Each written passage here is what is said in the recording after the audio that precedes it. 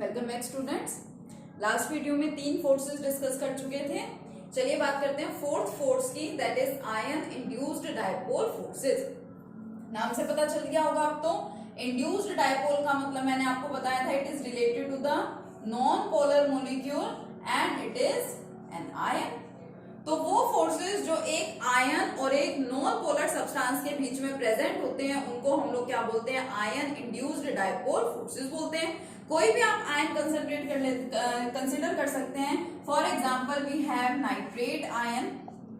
हमने कंसिडर किया nitrate ion, suppose हम लोगों के पास में प्रेजेंट है NO3 नेगेटिव और एक कोई भी नॉन पोलर मॉलिक्यूल है, suppose we consider iodine molecule. तो जब ये नेगेटिव चार्ज और ये जो आयोडीन है which is basically non polar, दोनों जब एक दूसरे के क्लोज आएंगे then the electron cloud of iodine will get distorted. Electron cloud iodine का क्या हो जाएगा? डिस्टॉर्ट हो जाएगा, उसके अंदर चेंजेस आ जाएंगे, ठीक है।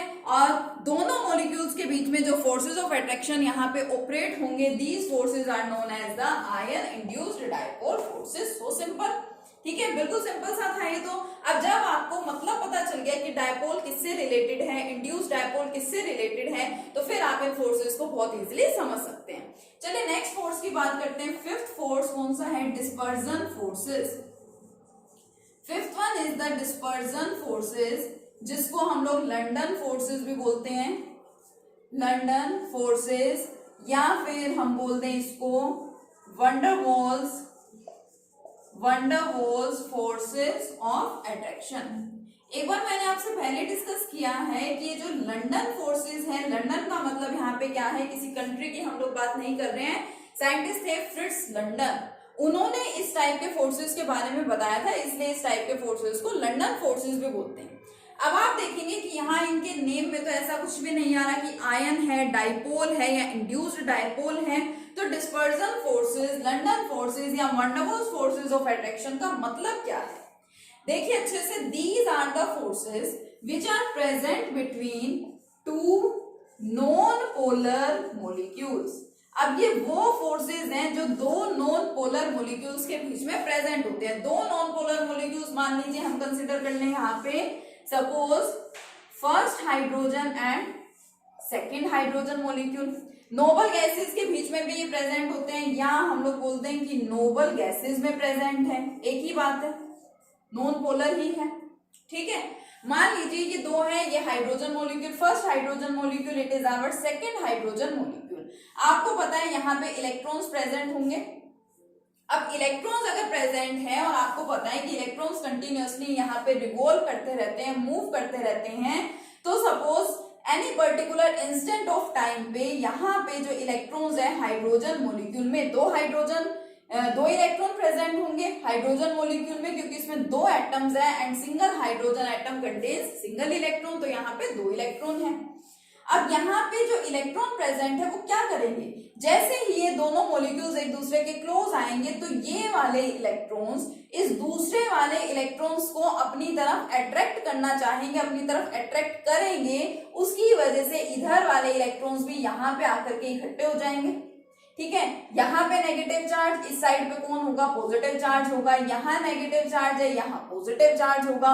तो इस तरह से दोनों के बीच में जो फोर्सेस ऑपरेट हो जाते हैं, उन फोर्सेस ऑफ अट्रैक्शन को बोला जाता है डिस्पर्जन फोर्सेस और लंदन फोर्सेस या वंडरवॉल्स फोर्सेस ऑफ अट्रैक्शन बोलते हैं।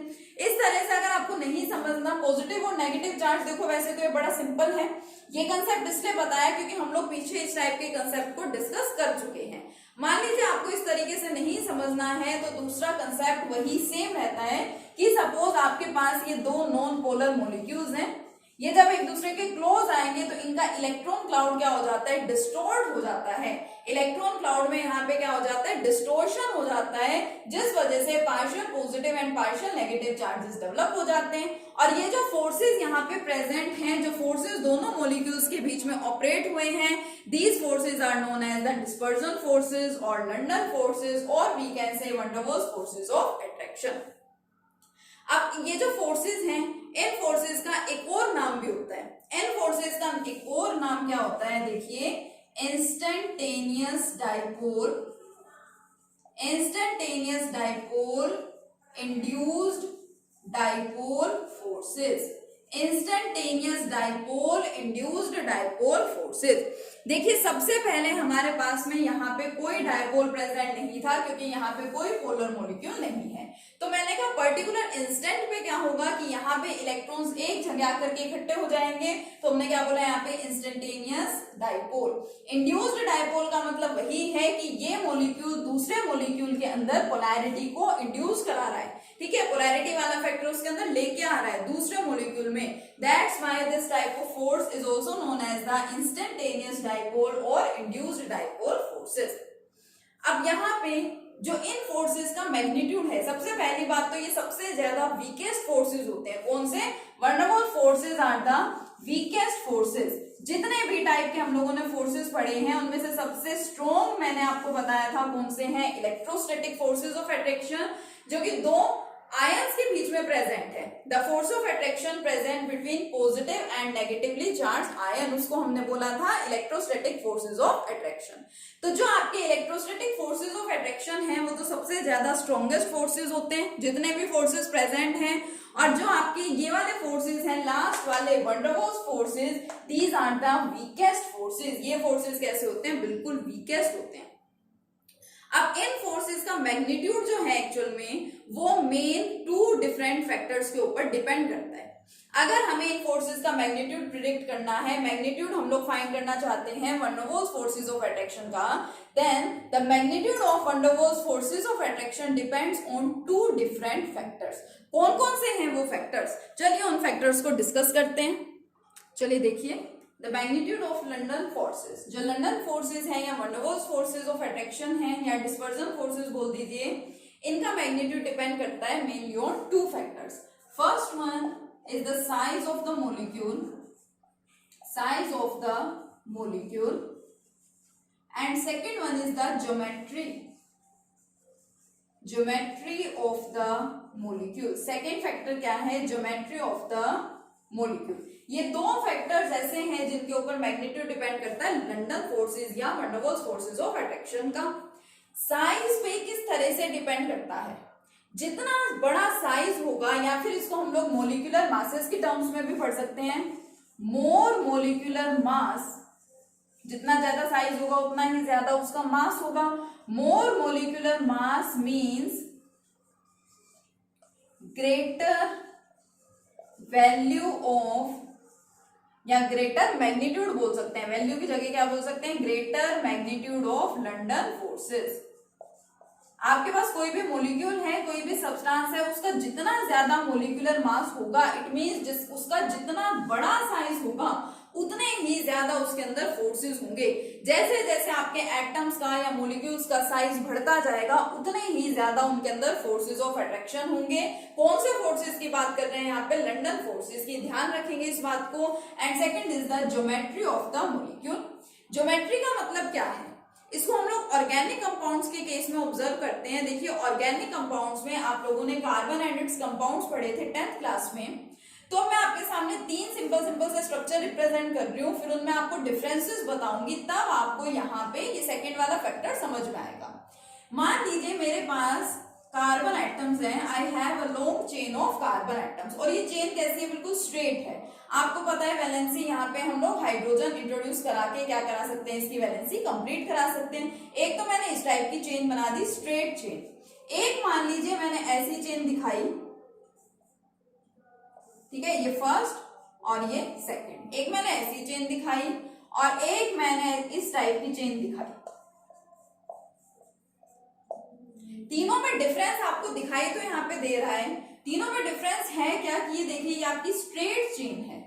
इस स्ट्रेट चेन को यहाँ पे क्या बोला जाता है? एन। मान लीजिए यहाँ पे 1 2 3 4 5 कार्बन एटम्स प्रेजेंट है। आपको पता है 5 कार्बन एटम्स को हम लोग क्या बोलते हैं? पेंट बोलते हैं, पेंट।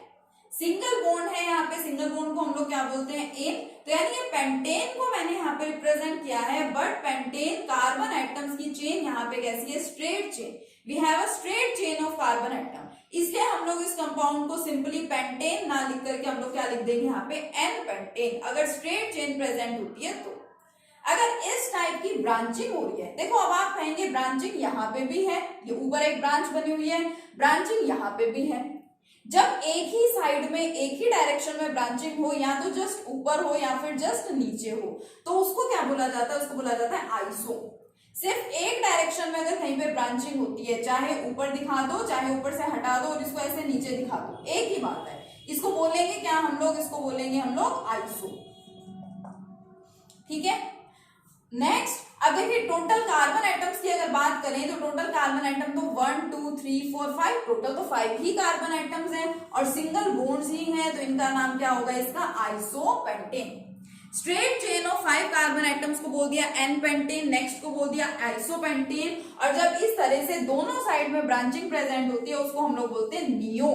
ठीक है, उसका नाम क्या है, नियो है। 1 2 3 4 5 कार्बन एटम्स है, तो इसको क्या बोलेंगे, पेंटेन। कंप्लीट स्ट्रेट चेन जो आपका फर्स्ट वाला आपको दिखाई दे रहा है वो क्या है, n pentane, next one isopentane and the last one is the neopentane. ये जो आपका थर्ड वाला है इसका नाम क्या है, इसका नाम है बेटा नियोपेंटेन।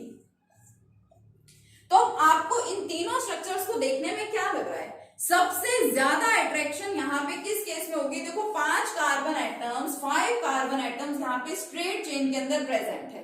यहाँ पे जो स्ट्रक्चर है वो छोटा सा हो गया, इसका साइज थोड़ा सा छोटा हो गया और इतने से ही स्पेस के अंदर ये पांचों के पांचों कार्बन एटम्स क्या हो गए, एडजस्ट हो गए। यहाँ पे साइज थोड़ा सा बढ़ा और यहाँ पे तो साइज बहुत बड़ा है। ज्योमेट्री हम लोग इसको क्यों पढ़ रहे हैं, साइज क्यों नहीं पढ़ रहे, क्योंकि ये देखिए ये स्ट्रक्चर्स अलग अलग बन रहे हैं, यानी कि मॉलिक्यूल की ज्योमेट्री अलग अलग है।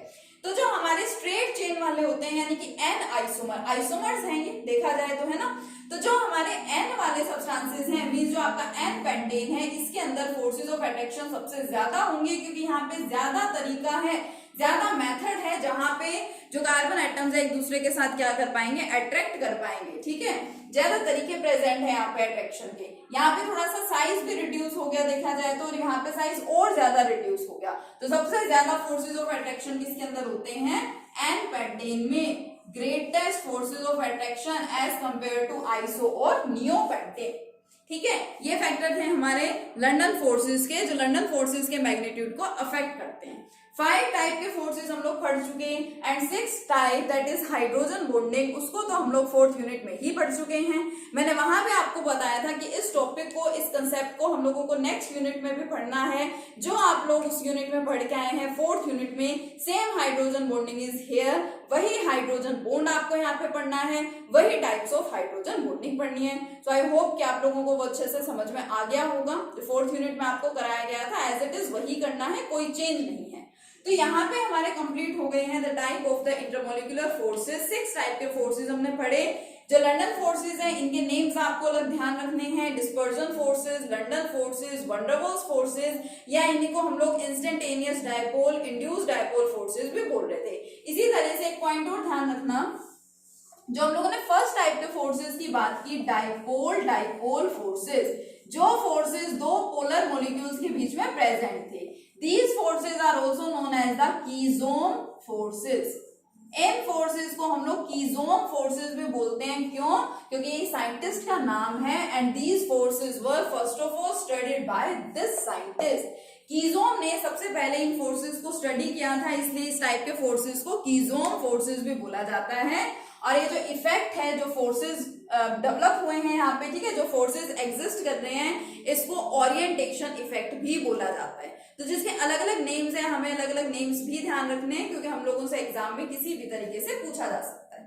तो ये आपके type of intermolecular forces complete हो गए। काफी इंपॉर्टेंट कंसेप्ट है, इसको बहुत अच्छे से स्टडी करना है। नेक्स्ट लेक्चर में मिलेंगे नेक्स्ट टॉपिक के साथ। Thank you.